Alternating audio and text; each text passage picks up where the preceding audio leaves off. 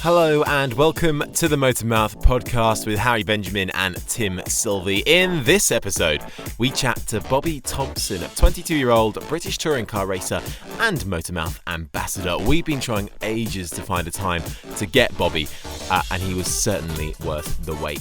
Frank, realistic, and pretty chilled, revealing all about his career to date, the ups and downs. He also revealed how boxing could have been an alternative for him, plus his sheer determination not to get a real job could have led him to the Love Island villa, I know.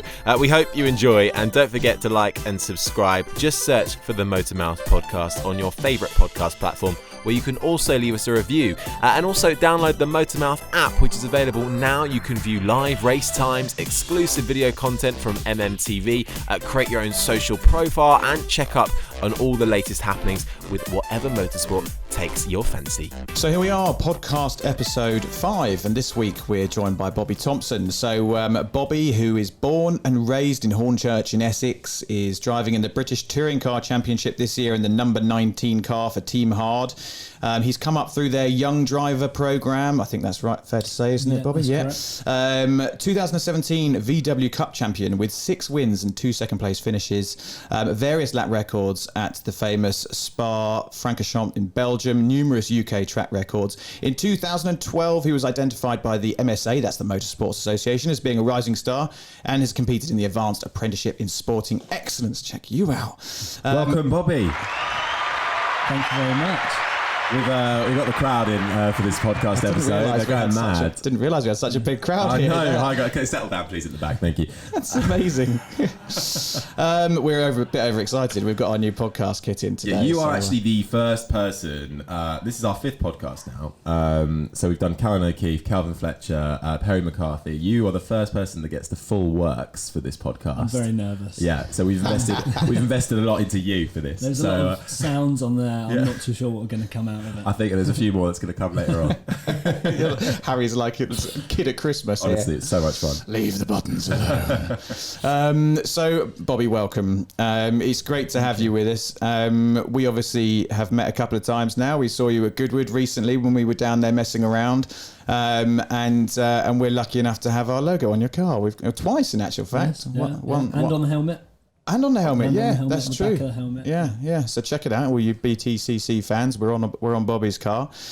Before we kick off, if you do want to follow Bobby on any of his socials, you can do so on his Facebook, Bobby Thompson Motorsport, Twitter, BT Motorsport, or on Insta _BobbyT_. So Bobby, let's go right back to the beginning. Yeah. Essex born and bred. Woo! I don't know if that's a good thing or bad thing. No, there's 2 of us around this table, so we're 2 all against good. 1.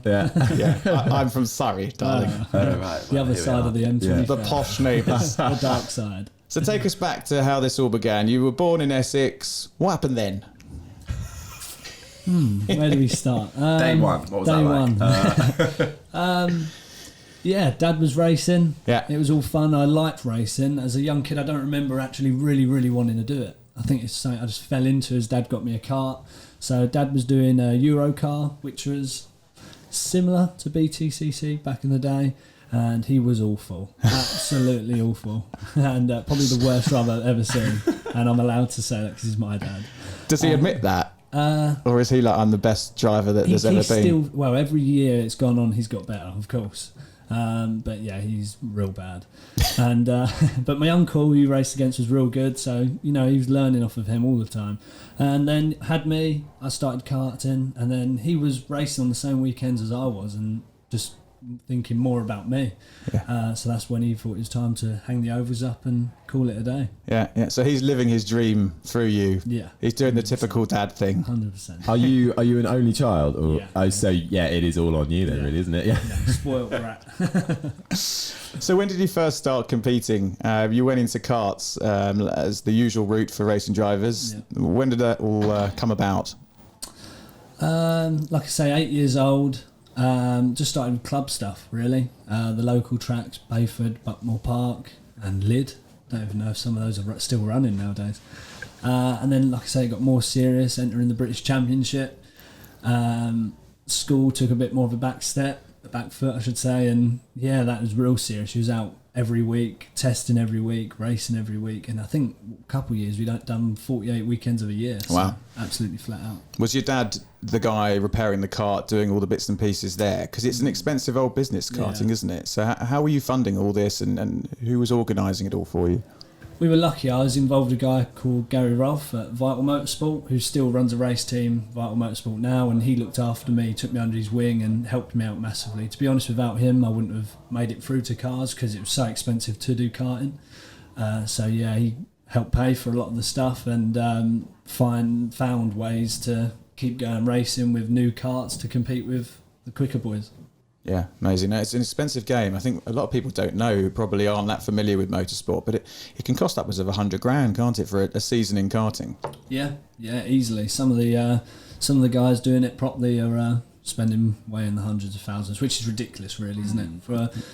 In terms of when you go into car racing next, no one really cares in a way what you've done back then, as long as you learnt your racecraft. That's my opinion. As long as you learnt your racecraft and had fun with your family, I don't think you need to spend all that money karting. Do you think?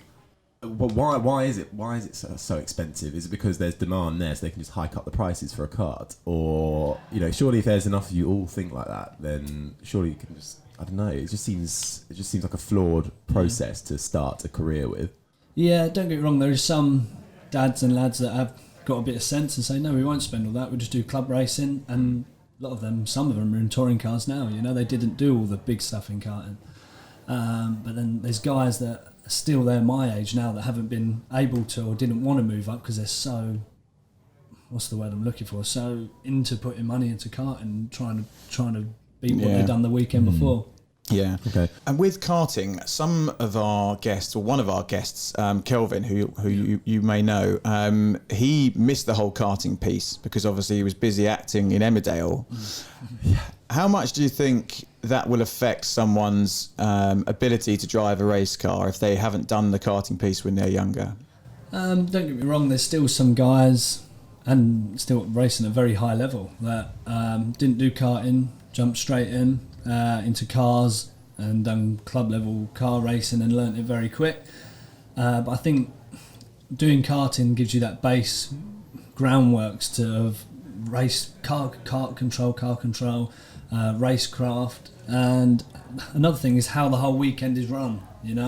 Knowing that you got to be, as a kid, knowing that you got to be on the grid at this time, little things like that I've always had in my head, being on time. Maybe not so much anymore, but being on bang on time to be on the grid all the way up into my racing now. Yeah, no, that's cool. And then after karting, tell us about what happened. What's the progression right up to present day when you got into British Touring Cars? My dad bought me a Fiesta to do junior Fiesta racing. That was my first car, a Ford Fiesta. Yeah, you could fit in one of those then. Oh, just about, but I couldn't go racing in it though. Yeah, no, real cool cars. Cool cars. We only done a couple of rounds, and we done the Henry Surtees karting charity race, and we done really well. And I managed to get a free test in a F4 car. Well, now F4 is EcoBoost Ford back then. Yeah. We've done really well, managed to come to a deal and managed to do half a year racing that, so the Fiesta sort of stayed in the garage. And single seaters. Yeah. I was going to ask about this. So you haven't just done the tin tops, no. you've had a crack at the single seaters as well. Yeah, I enjoyed it. It was not a bit of me. I like being able to rub doors and not drive into people, but rub doors. But the single seaters is fun. I knew I'd never make any further than that, F3 and all that. I just can't afford it. And for me, for sponsors to sell the whole package, it's hard to sell at a single seater. A lot of those guys come from rich backgrounds. So I've got the Fiesta back out and done a couple of rounds, and then was really looking at VW Cup, and that's when I first made that transition from getting rid of the Fiesta to going to VW Cup. And is that when you first came into contact with Team Hard? Yeah. I think if I remember rightly, I think we was so going to meetings and VW Cup meetings and just looking around it. I think Tony see us and caught us quite early doors. Yeah. And how did things progress with them? Because you went through their young driver program. They obviously see something in you. They've brought you through from the VW Cup into touring cars. What was that process like, and how was it for you and your dad when that call came to say, right, we're going to push you into the British Touring Car Championship? Well, it was when we won VW Cup in 2017. It actually happened then. There was a seat available for the last round in 2017, and we called all our sponsors. Look, we need this money together to get in there and do the last round. It was literally 10-minute phone call. It was just about to happen, and the driver that the seat we was meant to be taking found last bit of money, and fair enough, finished the rest of his year. So we thought, you know what, we'll take a step back and we're going to hit it properly in 2018. When going up through the ranks of the junior program, did you? Because you seem already quite like you seem very realistic about your career. Yeah. Especially in the world of racing, it's probably quite hard. It's quite easy to get quite hyperinflated within yourself. Yeah. But did you think the result would be a seat with them in British touring cars, or were you just going along for the ride and seeing how far you could take it? A little bit going for the ride. It's always been my dream. Even from a kid, I never wanted to go F1 ever. Really? Yeah, it amazes me how the guys do go and do it, because I think it's such a big jump from anything. Especially after just going to watch it last weekend. The cars are ridiculous. But I was always looked up to it massively, touring cars, and now you're here, I think you take it a little bit for granted, especially now my second year in it. Because it's a top tier series. Let's not forget that as well. Yeah. So getting that must have been, when you finally got that seat, it must have been dream country, pinch yourself kind of moment. Yeah, it was. Yeah. It really was. Media day last year was a bit crazy, because you're with guys you've looked up with for years and years and years. After the first year, obviously you're nervous. Not so much nervous to race, but nervous to be a part of it all, the whole weekend. And then I just had to keep telling myself I was meant to be here, no matter which way I got here, through what money or sponsorship or what championship, you're meant to be there. So, and that's what I've carried through to this year. Brilliant. And how are things going in British touring cars? Obviously, it's been challenging. You've had a tricky season at points. How are things going? What are the ambitions for the future? We had a good start of the year. Round one was where I think we should sort of be. I'm not expecting to win races, not with the team we've got and the cars we've got, considering what we're up against. But that's 10th round about there. That's where I'd like to be. And after that first round, we really struggled to get back to where it was. Rounds 2, 3, 4, 5. 15th was cool. We're doing well, which is not ideal. But after the tyre test, the last 2 days, which I didn't manage to do, but I still turned up, we found something real good. And my teammate Jack Goff is top 5 in the practice sheets for the day. So we think we've found something for the rest of the year. How when you have a bit of a tricky season, a tricky moment, how is it? How do you manage that sort of mentally within yourself? Is it quite tough? Because it's so easy to get quite down on yourself and have it all quite inwards and be quite depressed about it and that kind of thing. How do you find that way to keep going forward and not just blame yourself or blame things around you? How do you get into that mentality of seeking out those ways to solve the problems? Sometimes I don't until I really take it on myself and have the raving and especially if it is my fault. If you've made a complete cock up, Grumpy Bobby comes out. No one talked to me the whole way home. It's not until I get home sometimes after a race where you can have a strong half think about it and you tell yourself sometimes it's not you've proven it before. If you made a mistake, fair enough, you've got to take it on the chin and be a team player. Hold your hands up to the boys and say, it's my fault, whatever you've done. But sometimes there's no way around it, But I think it's important. Big thing for me is important just to keep telling myself it's not me sometimes, But it is difficult. You're right. How do you get yourself out of that funk when you've had a really bad day at the office and you're just feeling pissed off and you hate the whole world? Yeah. How do you pull yourself out of that? Is that something with your dad, or do you go and do some other hobby that you enjoy, or watch a bit of racing on telly? What brings you out of that mood? Getting away from the track. Yeah. I don't get me wrong. I stay at the circuit on race weekends, most race weekends, but I really don't like it. I like getting away. Yeah. What do you do to get yourself away from the world of motorsport? Do you go on holidays loads, or do you? Do you have any other kind of interests? Yeah, get away on the weekends with my pals. Not involved in racing. Yeah. So trouble is, even my best friend races. So Who's that? Who's your best he racing does pal? oval racing. Right. Yeah, Pat Kiley. So he races 2-litre hot rods. Okay. So it's cool to go and see a different sort of Yeah, racing. completely different. Yeah, it's real grassroots. You know, I went with him last night. They're fixing the car on the floor. He's rolling around the floor in his overalls.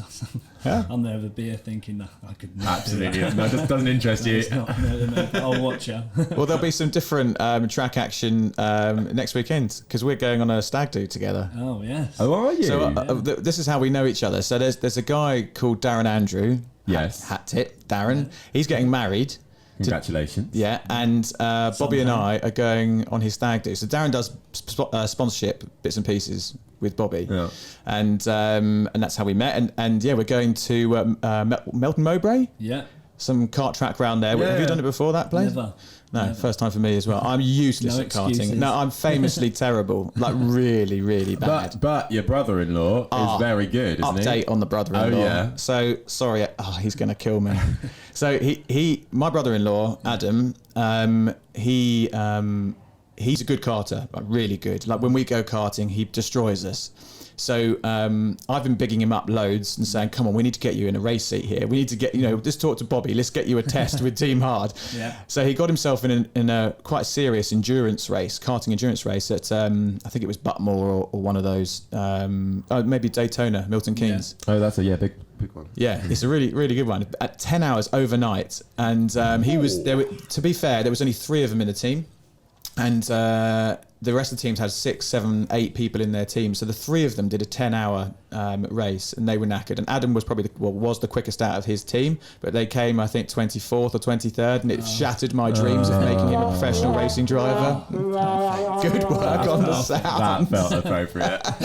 But he's a top quality karter. But I think he was with a bad team. But it did slightly shatter my illusions. Sorry, Adam. Oh dear. He would have been doing 2-hour stints in a car. Yeah, brutal. That'll hurt. Yeah, Ribs broke. I spoke to him in the morning. He was a broken man. Yeah. He was done. He was a puddle of a human being. Yeah. Do you still do any karting as a form of sort of either fun or like just training, or keeping an ear in it, or is it kind of you've done that now? You just don't stick to the actual I do a lot cars. of charity events. Yeah. A lot. I'm doing at the moment 1 a week. Oh, wow. Wow. For my sponsor, little plug here, GKR Scaffolding. Yeah. Doing a lot for him. We do about 1 a week at the moment.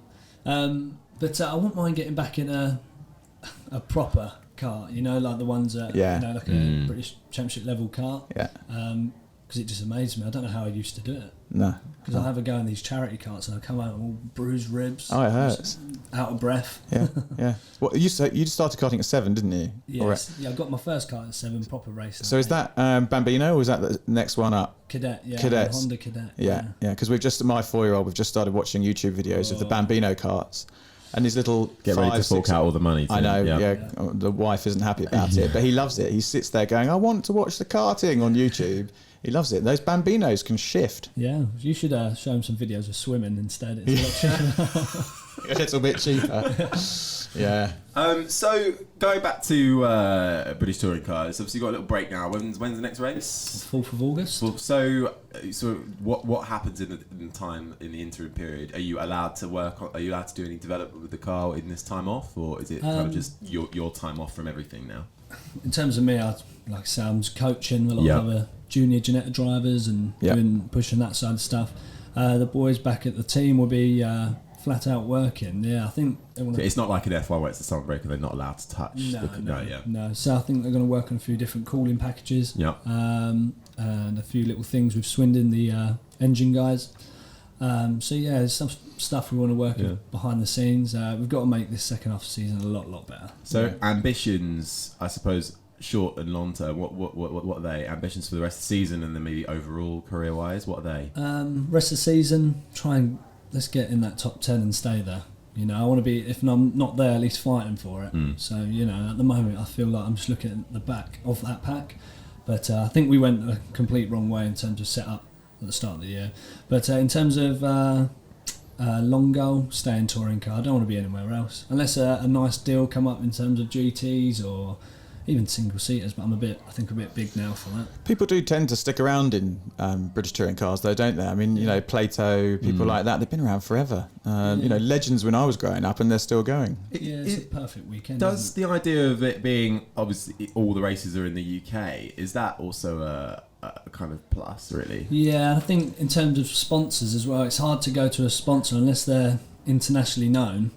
You know, we got, for example, my GKR sponsor, they don't do any business outside the UK, so you can't really go and do World Touring Car or TCR in Europe. You know, they've just got no benefit for them. Yeah. So what causes this disparity then between you and the pack that you're chasing? Is it a setup issue? You know, what creates, or what's going to close that gap?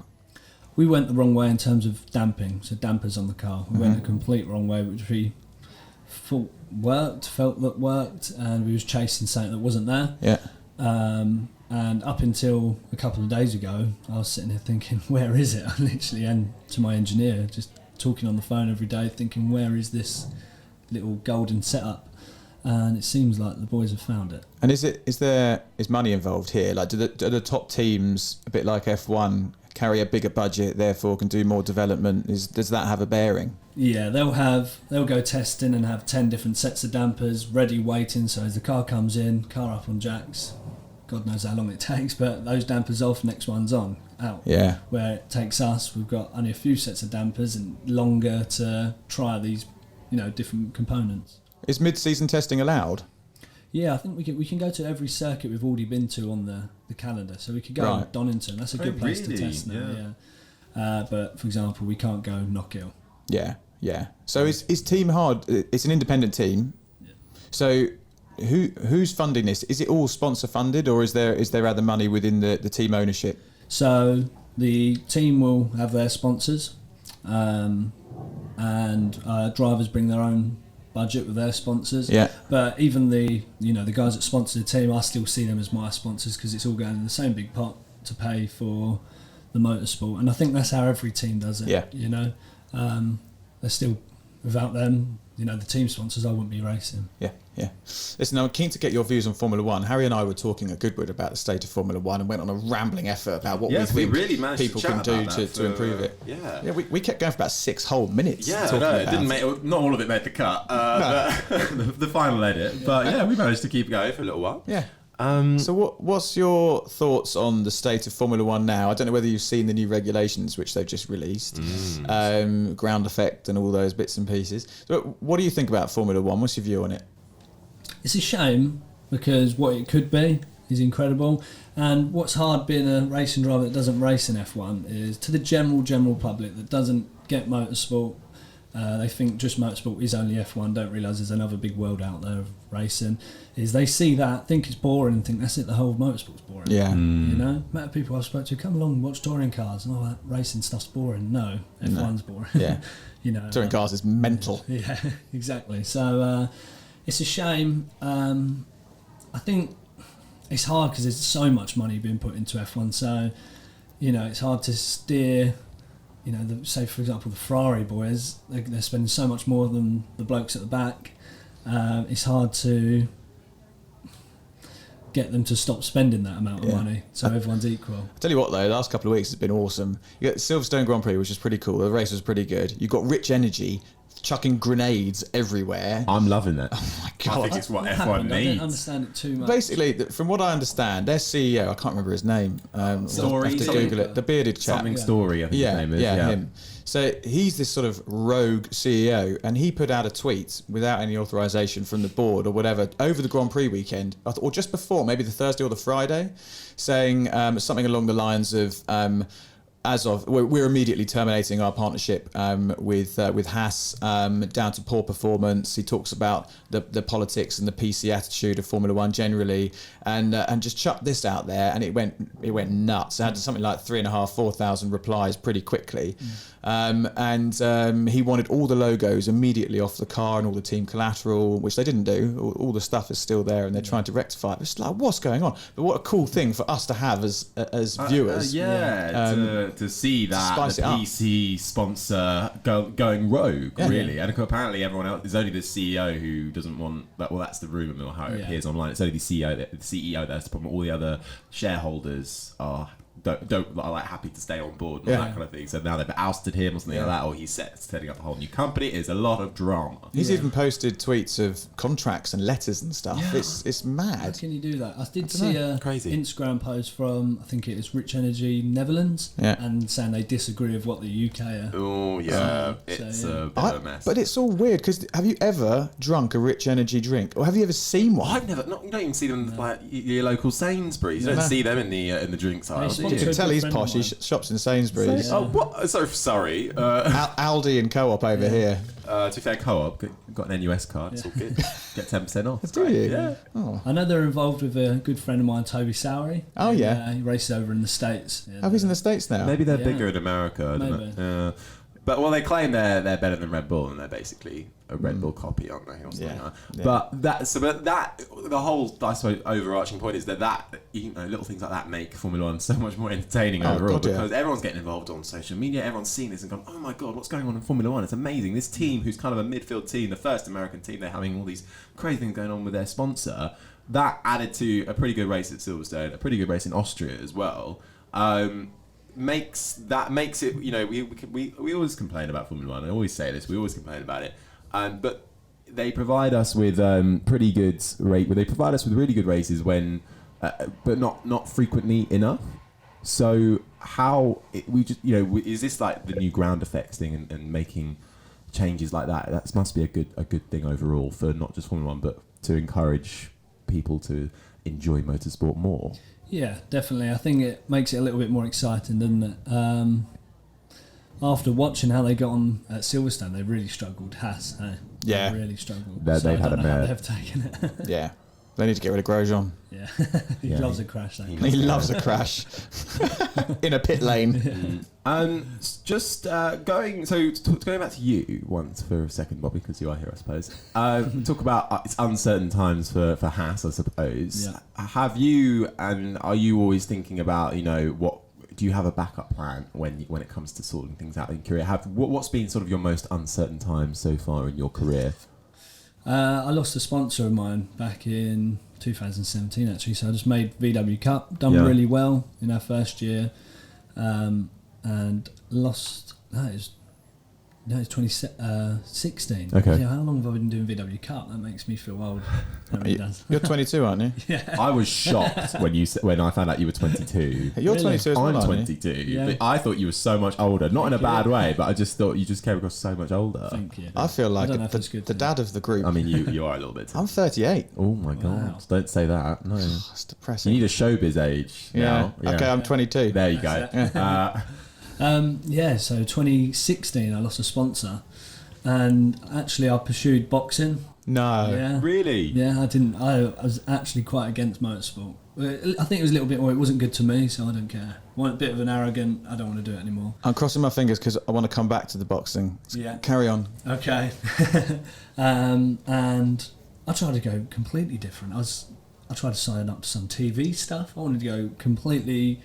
I don't want to get a proper job yet. Yeah. Let's do it properly. What kind of TV stuff? I'm not telling you. Was it? Was it stuff like I'm imagining like The Chase or like no, like Love to do? Island. Love Island. Love Island. You'd be great on Love Island.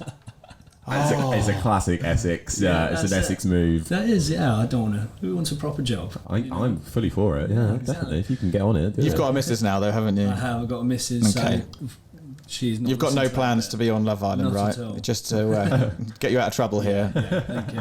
Out of the doghouse. Yeah. Yeah, and I was talking to this guy, Palmer Sport. Oh, yeah. Yeah. Over at Palmer Sport, and I was telling him how much I was against racing, and sort of talking about motorsport. And that later that day, adds me on LinkedIn. Yeah. Within 2 days, he's sponsored me, and he's still sponsoring me today. Amazing. And he literally, I got involved with. There's a dog nearby. I could hear a dog barking. Later, a couple of weeks later, I was talking to Tony Gillam. I needed a cheap drive, and very last minute, and in we go and win the championship. So it was really switch around of I hate motorsports, how do you like it again? Yeah. What were you doing at Palmer Sport? Working there, or was it? Yeah, just as an instructor. Yeah, loads of guys seem to do that. That's what It's a common trend for young. Callan does it as well. It's a common trend for young racing drivers, isn't it? Yeah, you think a lot of us, we can't get a proper job because you can't have holiday days off. We're away racing all the time and testing. You know, I may be called up today, or we've got a test booked for Friday. You know, or whatever. So it's real last minute stuff. So you can't have a job where, you know, that uncertainty. Yeah. So I worked at Palmershoek for a while, and it sort of got me into the way of being able to, got me better in car because you're in a race car every day, and then got me coaching other race drivers, and that's what I'm mainly doing now, coaching other race drivers. But I still go and do the odd day now and then. Back there. Yeah, I love it there. It's amazing. It's a good laugh. Yeah. Do you, when you're coaching, do you impart, is your sort of advice and coaching mainly just to what you're seeing on the track, or do you ever feel like you can give career advice as well at the same time? Like, what do you wish you'd known at the start of your career that maybe you could then impart to these young guys? Be more mature at a young age. That's what I hurt me massively. Yeah, I remember racing with Callan and Keith actually. Oh yeah. And he was quite mature at, you know, only at like 15, 14, where I was really immature, and it hurt my driving with, I couldn't give the feedback that a lot of the other drivers was. I don't know if that's because I'm an only child, I'm not too sure. But I was just a lot more immature in my motorsports. That's what I'd say back to myself. You know, man up, grow up, Bobby, for goodness sake. Yeah, Callan's got a good head on his shoulders, actually. That came across when we met him. Very mature guy for his age. Just going back to the boxing thing. So I love boxing. Okay. I'm big into heavyweight boxing. I love it. Can't get enough of it. And it's an amazing thing at the moment with all the, you know, AJ losing, Tyson Fury, Wilder, Ruiz. Were you into this? Is this a thing of yours? Is this a bit of a passion? It's not anymore because it hurts so much. Did you used to do it then? Yeah, a little bit. I need a little play. Your head, is this boxing? Your head's unprotected, or do you have some sort of in sparring? I was protected, but it still hurts. Yeah. And I've got a pretty face. I don't want to break it. You don't want to damage that pretty face. But Love Island didn't agree, exactly. But I enjoyed it. I would definitely go back. It's something I wish I'd done when I was like kid, it's I think it's a great thing to do. Yeah. I'd advise anyone to do it. It's very tactical as well as a sport, you know. Everyone thinks, you know, when you're up down the pub watching the big heavyweights fight, hit him. Down the pub having a beer. But no, it's a lot harder than that. The main part is not being hit yourself is the hardest bit. Yeah, because it hurts, do you think Joshua should take the rematch with Ruiz? Yeah, I do. I do, yeah. He's prove the doubters wrong. Exactly, yeah. I think that's all big controversy. That can't have been true. No way. Yeah, well, there was a lot of rumours, wasn't there, about, you know, him being knocked out in sparring and various other bits and pieces. He had a panic attack, you know, and his dad had a big go at Eddie Hearn in the ring, didn't he? After the loss. It's a brilliant time to be a British boxing fan, or just a boxing fan in general. It's an interesting time. But anyway, listen, I really don't know my boxing, I'm afraid. No, the only one I know is Tommy Fury from Love Island. He's quite handy, actually. Is he good? I mean, he's not going to have a career now with boxing. Sure, well, no, his career is now modelling and social media influencing. But that's the only kind of boxing I can relate to, I'm afraid. He'll get a lot of deals. Depends. He'll get a lot of sponsorship deals, boxing films, boxing gloves, stuff, and he'll be probably like a commentator or whatever as well. I love Tommy. He's quite good, to be fair. Yeah, I can't believe he's brothers. Are they brothers? They're half brothers. Okay. What, him and Tyson Fury? Yeah, I think they're half brothers. Yeah, that explains a lot. Same dad, I think. Okay, yeah. He's a much better looking. Very difficult to believe they were related. I'm a bit of a Tommy Fury fanboy, if I'm honest. Really? Yeah, like him. He's come across quite well, to be fair. And I like Molly May as well. Oh, she's a lovely girl. She's nice. She's a lovely young lady. Yeah. Are they your picks to win Love Island this year? Oh. Yeah. I think so. Yeah? I'm shocked. Do you watch it? Yeah. Really? Every day. Wow. Yeah, if we don't watch it, we've recorded it and we'll have a marathon catch-up session. Yeah. Really? Oh, I love it. There's been some weirdos this year, though. Yeah. Complete weirdo. It's not been the best year they've had. I think 2 years ago was one of the best years they had with Chris Hughes and people like that. I think that was one of the best years. Oh, yeah. Chris and Kem. Anyway, we digress. Sorry, well, there you go. That's why this podcast is for everyone and anyone. Boxing and Love Island. Boxing and Love Island all make an appearance. What are you really rubbish at, Bobby? You're not rubbish Football. at your hair. Look at that. Look at that do. Nice little whiff going I've on. not had that in a long time. Showing your age. Thank you. Football. Oh yeah. Rubbish at football. Really bad. Really? No matter, even when I tried playing loads at school, it just didn't get any better. Did you go to school in Essex? Yeah. Where? Which school? Oh, Essex. Emerson Park School. Oh, okay. No, Where I did don't you know. go? Chigwell. Oh, you're a bit further out. Yeah. I say I'm further in, I suppose, because I'm near London. I think. I don't know. Oh yeah, I suppose so. Yeah, because you're further out. Yeah. Anyway, Essex. Digress. But okay, You don't sound that Essex though. No. Lost the twang. Yeah. Well, I never really had it. I was born in East London, to be precise. So I'm not even East London, really. But Acting school dragged it out of you, didn't they? really did. You become quite posh. Anyway, that went off about me. So you're rubbish at football. Yeah, real bad at football. Same. I can relate. Who do you support? West Ham if I had to. I'm into it and I'll watch it and I'll go and watch as much as you like, but it's not. It doesn't. What position were you playing at school? Anywhere. Anyway, it was Really? nothing proper. I see. I was the biggest kid, so they always stuck me in goal, and I was rubbish. I could barely take a bloody goal kick. Really? It was terrible. Maybe you can cover the goal with your I body. can cover the goal, yeah, but I couldn't take a goal kick. I hated every minute of it. Really? One time I let in 12 goals. I subbed out for the other goalie, who then let in another 8, and I felt way better about myself. It was literally horrific. Okay, good football. So. Shall we try the weird question that stumped Perry, the 1 to 10? Oh yeah, go on. Okay. We can always edit this one out if it doesn't work. So, on a scale of 1 to 10, you're not allowed to use the number 7. How weird are you? My girlfriend and my mum and dad would say 12. Oh, that's high. It's off the I'd scale. say 2 myself. You don't think you're weird? Not really, no. Why do you think your mum and girlfriend think you're weird? Because I spend a lot of the time walking around the house naked. Oh, Probably. That's an exclusive. hello, ladies. Indeed. There we go. I feel like this. Oh no, wrong one. Oh no! Oh no! I was going to go for that one. I didn't know if it was appropriate or not. There you go. I think they would say a strong 12. Especially Strong my mum 12. and dad. Yeah, they've been with me since day dot, obviously. So they've seen some things. I can sense weirdness in there. Yeah. I feel like there's a weird Bobby in there somewhere, don't definitely. you? He's nodding, yeah. Is Bobby full name or is it Robert. Robert. Bobby's not even my name. Oh really? Yeah, Robert, so you're Robert. David. Oh, my Thompson. middle name's David. David William. But when you're racing, is it Bobby Yeah. on the TV and all that? Yeah, But it's Bobby on TV, yeah. I think it's only Robert at the doctor's. And they're calling me out and I'm looking, who's Robert? Or if you're in trouble. Yes, yeah. Robert. Sure. Roberto Thompson is my Italian name. Yeah. Yeah.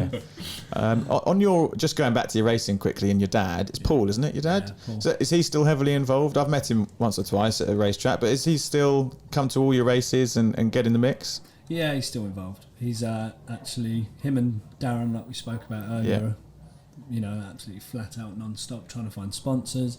On race weekends, Dad's took a bit of a back step because we clashed, and I think you see that with all drivers and their dads.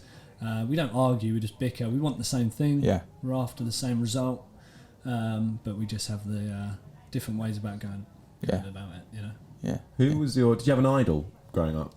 Racing driver or otherwise? Racing driver, I'd say James Hunt. That's Yeah. a bit of me, that is. Motorsport's lost that. Drivers have got a bit about them, as I'd say, a bit. So when you're coaching these young drivers, do they have any idols from the current generation, of Formula One drivers or other sports? Because it is hard to. I don't know. So a couple of them, some of the juniors, I'll say, come with me, come over to my garages, and I don't know, Jack Goff will walk past. Yeah. And go, there's Jack. Oh right, okay. Yeah, and they think nothing of it. Yeah. But although they're only 14, so me and Jack, who I think Jack's 27, something like that. It's hard to. They see that as he's been around for a long time for that. But it's funny, funny to think that perhaps people idolise Max Verstappen, but he is. What is he now? 2021? I don't know. Yeah. But you think, Nothing. wow, God, and he's someone's idol and what someone strives to be like. Rightly so, because he's had an amazing career. But at that age, it's just hard to comprehend. I think outside of motorsport, Idris Elba, Yeah. he just does everything. Yeah. He really fascinates me. He does DJing. I think he's done a bit of racing. Has he? I think He's done. He's been to a few boxing. races as well, doing DJ sets as well. Acting, phenomenal actor. I think that I see him as a bit of an idol. He's just conquering absolutely everything. He's been on songs as well. He sings and raps Does he? as well. Yeah, he's great. He's Idris an Elba, incredible DJ brilliant. as We well. need him on our little soundboard. I'll get Yeah, we do. Idris Elba on there. Yeah, he's a cool dude. Yeah, he's a very cool dude. That's Yeah. not a bad idol to I have. saw Daniel Craig at the weekend. Did you? Yeah, he was Down the at shop. the F1. Oh, okay. I was in the paddock, Yeah. Of you know, course. as you do. Yeah. And Daniel Craig came strolling out of the Red Bull motorhome with an entourage of people. Did you go to the paddock while you were there? No, I was in BRDC. Oh. 3 beers in. They are nice. Yeah. I was working, Solid. unfortunately, no beers in. But that the Red Bull motorhome is ridiculous. It is huge. I mean, it's a big house. Yeah. It's an energy station, isn't Yeah, that it's the correct term massive. for it? It's incredible. It's incredible. But he was there. I saw a few famous faces. But the best one, and I got a selfie. I'll show you later with Philip Schofield. No way. Yeah, and I met his dad. Oh, we've got to get him. We should have get him on here. Massive error. Ah, he would have been great. What's the time? He still might be in London. He's still, yeah. We'll get him Wait, is this morning still on? I think it's just coming to an end. Love Philip. Oh God, jelly. Because he is one of my idols, Philip Schofield. Oh my God, He did a hot lap with Pirelli. It was amazing. Really, Wow. really cool. Yeah, and his dad was a lovely bloke as well. I saved his dad because he tripped and I caught him. Wow. Yeah. So we owed you one as well, They definitely Tim. owe me one. They need to my come on. God. Yeah. Okay, well we'll work on that one. That's Yeah. for after. A few questions just sort of randomly thrown at you. Formula E or Formula One? Formula E. Oh, really? Ooh, hello. You're one of the first all day people long. to say that. I'll take a Formula E drive right now. Yeah. Well, they If they pay offer well, it, don't they? They yeah. pay well. Well, I saw Lucas Degrassi tweeted this morning that since season 1, the base rate for salaries for Formula E driver is now 10 times higher than it was in season 1. So it's the highest paid motor racing outside of Formula 1. Yeah, I think it's cool. I Tracks can't are get a into little it. bit silly. You can't get into it. Not really. I've tried. I'm a bit behind on this season, but from what I've seen, it's like they've had 9 different winners from 13 races. The title went down to the final round. The crashes they have in their own are just because they just drive over each other. And the cars. Yeah. That's the thing with Formula 1. If you have a crash, it's very unlikely the car's going to come back from that. Whereas in Formula E, they can just get back going again. Yeah. It doesn't affect them, which is brilliant. It spices I up the need racing. to be convinced, but we've got Nikki Shields on here in a few weeks, so I'm sure she'll put her case across. But I don't know. It's just not floating my boat at the moment. I get it. It's just watching it on TV. I just struggle. I can watch an F1 race from start to finish. Formula E, for some reason, I'm struggling. Yeah, I think I enjoy maybe being a driver, knowing what it feels like. The cars move around, they're on road tyres. It may sound a bit weird and unprofessional in a way, I think, being a higher level motorsport on road tyres. Yeah. But they move around, the guys drive into each other. The tracks are a little bit silly, aren't they? But Yeah. but Well, they're coming to London next Yeah. season, around the XL Arena. I think they're going Around the in XL, and yeah. around and all that. Because they did Battersea Park. Was it Battersea Park? Yeah, Battersea Yeah, that Park. was the first Yeah. that didn't go down well. But if you see one on a proper circuit where say Donington Park is so wide, they look very, very slow. But Yeah, on that's a- why, yeah. isn't it? Because it looks like Yeah. they raced in Mexico and on That's a right. revised track, but even there because the main straight there is so wide, Yeah. and even they cut it halfway, but even that's long. Those cars just don't look good on a full out circuit, No. which is why obviously they race around these sort of man-made street circuits. Yeah, and they want the audience, don't they? They go city centres so people can walk there and it's easy and they'll know they fill the stands. And that's part of it because it's spreading the electric green energy zero emission message as well by being in a city centre. Yeah. But that's interesting that you would choose Formula E over Formula 1. What about Robo Race? So we at Goodwood, we went over to see the Robo Race No boys. jobs there for you though. Yeah. I know. Well, they've they got- share it, don't they've they? got the Le Mans looking thing Yeah. now, the LMP. Yeah. That's the one we saw. DevBot 2, I DevBot believe, 2. is what they're calling it. What you'd do is you'd do your bit, get out, and let them do the other 2 hours whilst you have a sleep. Yeah, Yeah. perfect. Yeah, it's Ideal. nice, yeah. Yeah. Open a couple of tinnies. Exactly, yeah. Crack on, robot. I think the technology's great, but not a bit of me. Nah. it'd be good to watch them race, get a load of them, chuck them all in, watch a race once, and then after that, I think I wouldn't. Bit gimmicky. Yeah, wouldn't fancy it again. It's clever tech. Yeah. I went to their factory not long ago. It's amazing what they're doing. Oh yeah, I bet. And like you said, when we went and saw that car at Goodwood, they sort of injected some personality into it. Yeah. It's got lights on it now. I think they're developing some sounds for it, which would be quite cool. So it's not just that sort of electric sound. You'd hear sort of like a Tron-esque or like a Star Wars noise as the car flies they could past. go down a Robot Wars kind of route with it. You know, almost get a load together and have people spurring it on from either side. You could give them weapons. You could weaponize them. Yeah. I think we just found I think we just made the Robo Race series happen. Yeah, give them a few cannons and some, knives. We'll have to go down to Robo Race and pitch this to them. Yeah. You could drive over turtles. Turtle shell. Maybe a total shell. Like, what? Yeah, we don't condone running animals over on this show. You said what was your first? What was I had a Ford Fiesta as my first car. What was your first car? A Mercedes A-Class. Very posh. Oh, that's very Someone smart. done very well there. Are you still have driving that now? Or? No, that's gone. Yeah. But another sponsor plug here. I'm allowed to do these. Yeah, of course you are. yeah. Yeah, go for your life. AMT Vehicle Group. They look after me, so they give Which me a one? new car. One more time. AMT Vehicle Group. It's like mellow magic. Yeah. What do they do for all your vehicle needs? Any car you want, they'll get it for you. There you go. Yeah. Hire and lease, anything you like. You want a car, go to them. I'd like a car. Not for free. Oh, They've given me brand new Mercedes A-Class. nice. Oh, so you're a It's got Mercedes. screens You love a in it. Mercedes. Yeah, I thought, why change? But Would you look at something doing? Although they're not in it now, but DTM. Would you? I'd love to. Yeah. Love DTM. Yeah. I'm a big fan of DTM. Yeah, that big was my fans. first racing series that I ever watched outside of Formula 1 when I first got into it. And It's I was mega. like, oh my God, because I'm a big Paul di Resta fan. I'm Yeah. desperate to get him on here. So I just followed him to DTM and I was a bit late to it all. But then I was like, oh my God, I'm hooked. And now Mercedes have put Aston Martin in it now. So I was teammates with his brother a couple of years ago, Stefan Dresser. Oh really? Yeah. There's our in, Harry. there you go. Yeah. Hook us Tell up. Paul to reply to Just my got to bloody go message. to Scotland. Yeah, That's the thing. Yeah, well, I don't know what it is. That's all right. Yeah. I can do that. Just a big fan of him. I think he's a good driver. But yeah, okay. What do you like about DTM? I love the fact that they can. I mean, they did have an issue one season where it was very much a bit like Formula 1, where they crash into each other and then that would rule the car out. Yeah. And there is still a little bit now. It's quite a fragile touring car series, I would suggest. There's a lot of bodywork, isn't there? It's very wide. but they have this year got rid of that, and it doesn't have as much of an effect. Which I think is a great thing because you do get that argy-bargy, and also there was Aston Martin are brand new to the series, so they are playing a bit of catch up at the moment. But the racing is so close, and you don't know. Again, it's a bit like the Formula E. You don't know who's going to win each round, and having those big German manufacturers, BMW and Audi, fighting out with when it was Mercedes and now Aston Martin as well, which is great to have sort of a British name in there too, fighting it out. Those massive names for manufacturer cars to go racing round.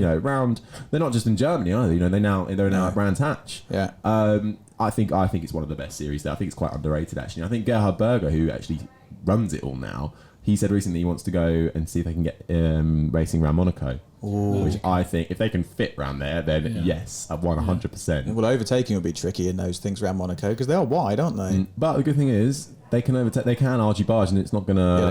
Unless they're going to a wall, then but they can go door to door, and it would be all right. But yeah, that's my spiel for DTM. Oh, I like it.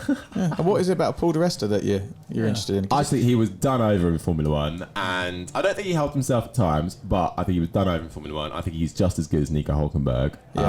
And I think he was screwed out of an F1 drive. Talking of which, yes. But should we test Bobby? Well, yes. So we've got a little game lined up, which we want to. You're the first person we're going to try out on this. So we've got 3 bits of team audio from Formula 1. Okay. And we want you for a point. And you're going to be at the top of the leaderboard, whatever happens. Oh, we're going to do a leaderboard. I think we should. This is great. So you're the first one. So regardless of how well you do, you're going to be at the top. Look, I made a square and everything on my piece of paper. You've given me one of the names. The name. Did I give it away? I think you gave it away already. The podcast. But, yeah. So I'm going to play this first. So 1 point for naming the driver, and another point for the situation.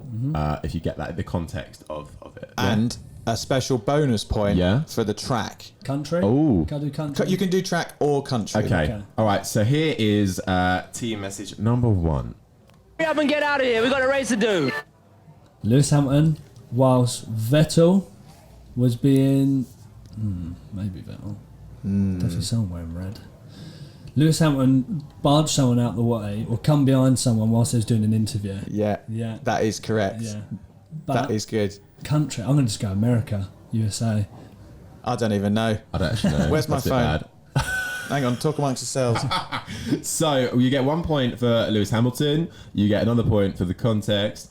And Tim's still looking it up. So what? You got 2 points for that one. Yeah. Well, that's 2 points overall. Let's go and move on to the second one while Tim finds out where that actual one is. You can tell we've rehearsed this one. Poor prep. Okay, number 2. I'm hanging here like a cow. Hulkenberg when he's hanging upside down in Dubai or Abu Dhabi, same part of the world. Abu Dhabi. Yeah. Hanging upside down in a Renault. Yes. How for a non-point? How did that happen? Do you remember? He tried to hang around the outside on that silly little kink, didn't he? Yeah. I remember it well. It was Grosjean as well. Of course it was. He probably should have given him the corner, really. Yeah. I remember it. He should have given him the corner. I was at that race, and I remember watching that because it was near the start-finish line, and when we were there, everyone thought he was in serious trouble. Like, really? Everyone was panicking, like mouths open, head in their hands. There was fire. There was fire. Yeah, he was like, "Get me out of here," and then the cow thing happened. I think the year before, Pascal Wehrlein had a very similar crash in his I don't know if it was a Sauber when it was with what they called Manor. Yeah, very similar in or maybe that's Singapore. I can't find the answer to that. Okay, we'll leave that. So it was USA. It was USA. All right, we'll give you 3 for Lewis Hamilton. So you got Nico Hulkenberg, you got the track, and you got the context. So that's another 3 points. So it's 3 points maximum for each bit of team audio.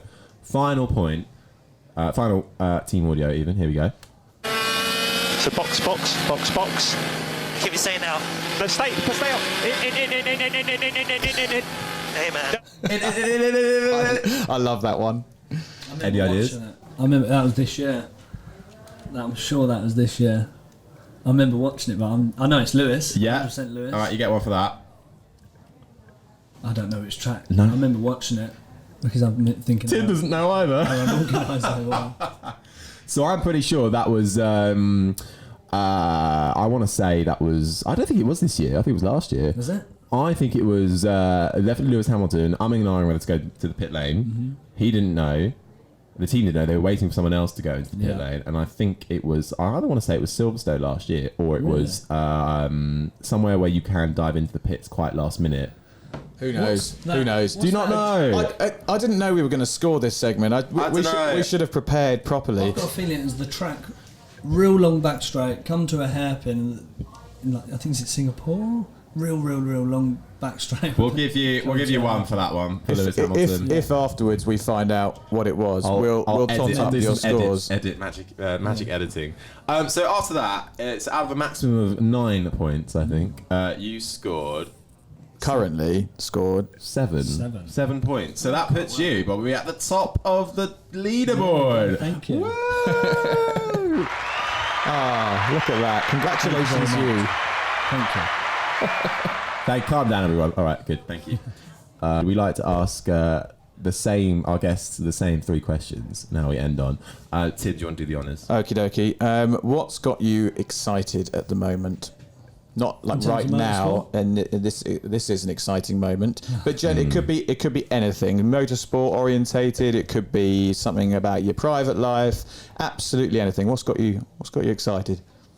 What's going on in Area 51 at the moment? I had this. My dad, Yeah. who is 61 years old, didn't know what Area 51 was, or had never heard of it, and I was like, "What planet have you been living on?" Like, honestly. Do you know all about this, Tim? I don't know about what you're about to say, Okay. but I do know quite a bit about Area 51, Yeah. weirdly. Suspicious amount. All right, we'll come to that in a minute. I wouldn't say it excites me, just intrigued. What are they hiding? What's behind there? Has there been something in the news? Yeah, What so have I missed? basically there's been a recent Netflix sort of documentary and people have watched it, and now someone has set up, I think maybe perhaps as a joke, a Facebook event. Which is basically encouraging people to storm Area 51 because they can't stop us all. But the director, I was watching the news the other day, and the director basically was on the news being like, "Oh yeah, obviously we're all really interested. I think they should let us know what's going on there. But what a horrific idea to storm an American military base! Like, you're not going to win against that." No. Of course. But it is intriguing. How come you know so much about Area 51? Well, as you know, I'm an avid podcast listener, and there's a podcast called Stuff You Should Know. You should download it. It's brilliant. It's got everything from this sort of stuff about Area 51 through to I don't know how does epilepsy work, or how does a wheel work? Why is it this shape? It's all sorts of random and wonderful things. And they did one recently about Area 51. And talking about how it started and what it was there for. It's only recently that it's become associated with extraterrestrial stuff. Yes, because I read this. So the CIA admitted its existence in the first place back in 2013. Yeah, but it is a military airfield airbase going operation. way back. Yeah. Like that is the years ago. Official term on it. Yeah, but they did stuff with airplane projects, warplane projects, and stealth and all that sort of stuff came out of that area. Yeah. And Area 51 is just part of this huge area in the desert, which presumably is next to Area 52 and 53 and 54. It goes on and on. But Nevada. That one in particular is this little area within the Nevada desert where they apparently house all this weird stuff. But I'm a firm believer that there is something weird going on there. Like just the technology, like the phone that I'm holding in my hand, that tech is ridiculous. How have we gone from Snake on my Nokia 33, whatever it was, to this? Yeah. This is alien technology right here, I'm telling you. Well, there's also rumors that they house UFOs and they hold. I even read somewhere that's where they hold meetings with extraterrestrials. No. So can you imagine just them sitting in a boardroom having a little chat with a green man? Exactly. But that's interesting. If not racing, what would you be doing? Boxer. Yeah, would you have gone full pelt for that? Yeah, if I'd done it earlier, yeah. That's what, sport-wise, definitely, I'd go that route. I think maybe we should have a boxing match, Harry. You and me? Too? No, I'm very against boxing. I think it's bad for you. It's bad for your head. It's bad for your head. Like, why are you giving yourself brain damage? I don't understand why you do that. My dad's a brain surgeon, so I'm just a bit I just don't understand why you do it. It just depends how good you are, I suppose. If the worse you are, the more time you get your head punched. Yeah, I suppose we could do a white collar boxing match. I've been dying to do one of these for a long time. Yeah. I actually applied after half a bottle of wine, just feeling a bit cocky, and then Chloe, my wife, found out. She's like, "You're not doing that." Yeah, so I had to back out. But I'm really keen to do one. So you and I could do one. I mean, you're a bit taller than me. Yeah. But we're similar height-ish. I'm like 6'1", 6'2". You're 5 foot. You're 6'5". Yeah. So that we're both in that heavyweight category. Yes. Let's do it. How cool would that be? Okay. Well, I'm not going to agree to anything right now, but not when it's recorded. We should have a sparring session with Bobby. If we, God, I think you'd beat us both probably. I don't know. I was pretty bad. I can see you as a boxer. Yeah. My granddad was a boxer. Was back he? In the day. Ooh. Yeah. Not the same granddad that done Speedway. Yeah, and we very multi-talented. Yeah. We haven't talked about the Speedway going granddad, have we? What was all that about then? The Speedway, it was 2 wheels going around the track. He was about my age back in the day. He was living with his mum and dad over in the docks, over in Canary Wharf, that sort of area. Yeah. And he had bought a bike, and was just running it himself. I think his dad was completely against it. What are you wasting your money on? And then I think moved into car racing, but oval racing, doing hot rods. Yeah. Because I think that's all there really was club level stuff back then. Unless you had big money, you went and done Formula Ford and something, which was kind of expensive, I suppose. Yeah. And then had my dad, and then they all raced together on oval racing before I was born. So yeah. Interesting. Okay. The final question for you, unless we end up nattering about other bits and pieces, as we tend to do, but how much of your success is about luck and right place, right time, and how much do you put down to pure hard work? I'd say 90% of it is right place, right time. Like I say, if I didn't meet my sponsor, telling them about how much I hate racing, it would never happen. I was talking about this with my dad the other day. Without him, I'd still be... Well, I wouldn't be racing, we don't think. All the other sponsors that have come on board after that, that was all hard work and flat out and getting them over the line and meetings. But meeting that one big one, that was all about luck. It's funny how sponsorship is such. I mean, that's what makes motorsport Makes go it round, great, isn't it? it? Yeah, especially for drivers who aren't lucky enough to come from money, as so many of them are, which is obviously not the case in your instance. You didn't come from money; you've had to work hard to get your own sponsors and build a reputation, a brand for yourself to deliver something to those sponsors and keep racing. So it's a tough old business. So presumably you're still looking for more sponsors now. Always. Plug. Give me money. Please, I want to go racing. I love that you just up front honest about it, pretty much. It's true though, isn't it? You got to really. But look, we laugh and joke about it, but in terms of companies, there's so much they can get out of it. In sponsorship, whether it be showing their product off at, especially touring cars, there's 50,000 people there. Or it's just client entertainment, or some people I've sponsored them and they just enjoy it just because they enjoy it. They've got some cash, But a lot of the time it's just all business to business stuff and the hospitality, and that's where deals have done to keep me racing. Yeah. Cool. Well, thank you for that. Bobby, thank you so much. I'm glad we finally managed to get you on the podcast. No, we've been on your car for a few races now, so it's nice to get you in. Thank you very much. And we'll come and see you at a racetrack soon, and I'll see you on the Stag Do next weekend. Yeah, let's have it. I'm going to beat you at karting. Have fun. Thank you very much. Bye. Cheers, Bobby. Thank you so much for listening to episode 5 of the MotorMouth Podcast. Thanks so much to Bobby as well for giving up his time. We'll be back with another episode very soon. We've lined up some cracking guests for you. But in the meantime, if you missed any of the first few episodes with racing driver and Fernando Alonso protege, Callan O'Keefe, Emmerdale actor Kelvin Fletcher, the first ever Top Gear Stig, Perry McCarthy, and also our recent trip to Goodwood, where we chatted to loads of drivers and got some pretty epic insights as well into a variety of different cars. You can listen to our Goodwood Highlights podcast if you head over to the MMTV tab on the MotorMouth app, or you can just go to our MotorMouth YouTube page. You can see all of the fun we had as well through video form. Loads of exclusive video content for you on there. Make sure you go and check it out. Like, subscribe, and review if you feel so inclined, and follow us on social media as well. On Twitter, we're at MotorMouth_. On Instagram, we're at MotorMouth_official, and on Facebook, you just have to search MotorMouth. But from me, Harry Benjamin, and Tim Sylvie, we'll see you next time.